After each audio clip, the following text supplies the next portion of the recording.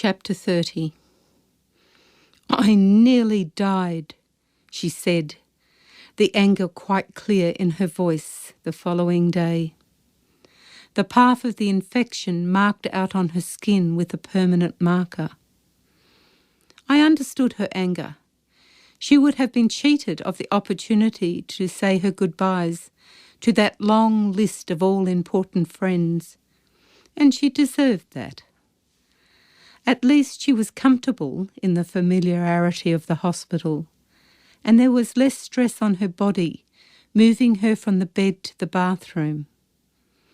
There was no bath, but she resolved the problem by immersing her leg in a bucket of water, which did the job, and there was never a complaint from her about that. The palliative care team in that hospital was wonderful. Selflessness in a world where too few choose to venture. Julia loved them all, and they loved her back. There was more than one tear from them when she said goodbye. They called her Frank because of the Sinatra song. She was calling the shots, but always with appreciation for all they did for her.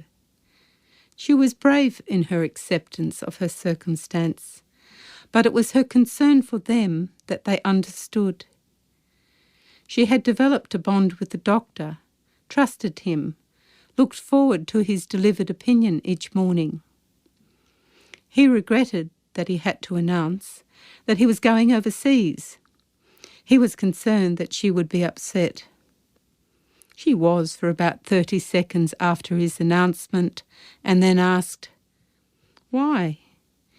To which he replied that he was going to see his son, and without any hesitation she smiled and said with love, "I hope you have a wonderful time with your family." The infection had shaken her up, but it had also cemented the drive that she needed to complete her journey. On the Monday night, my nephew Elliot arrived to join his mother, Katrina, and Zilla for their goodbyes. Nerves on both sides. But I left them with the privacy they needed and waited outside the hospital room.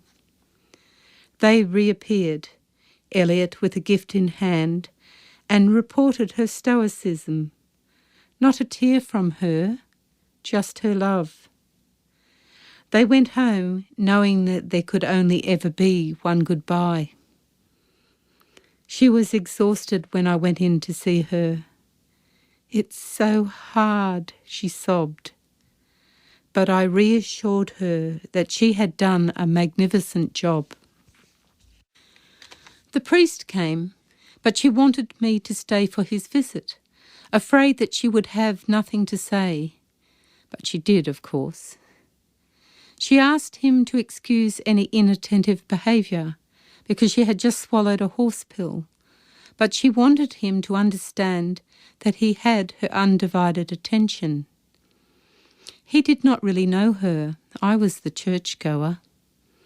Firstly, she defined the differences between her and myself, and then pointed out that some things were the same, and that we both liked to be open to the differences in life. But she could only make sense of it all if her grandparents would be there in heaven waiting for her, and she told him of my explanation. He allayed her fears with his explanation that she would recognise the love of this life in the next.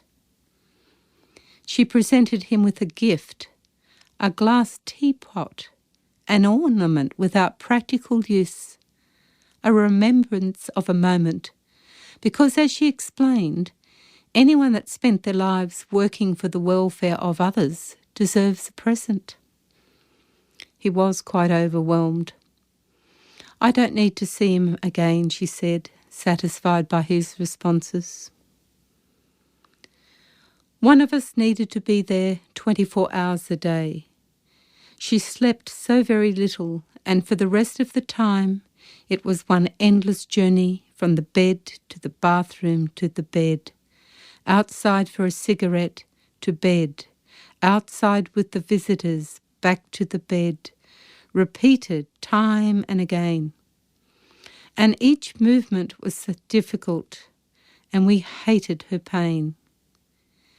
We organised a new roster so that we could take turns on the night shift, a diminishing opportunity to show her how much we loved her. My brother Liam and family arrived as my sister left. My brother to stay with me and to support his family as they said their goodbye. My brother's sons are much younger than my children, and the cousins didn't know each other well. Julia summed up the situation, the confrontation of the hospital room, and invited them all to join her outside.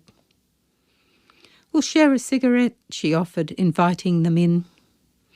Their beloved dog was in the car, and Julia got wind of it and invited the dog too. She was right, they were complete with their pet.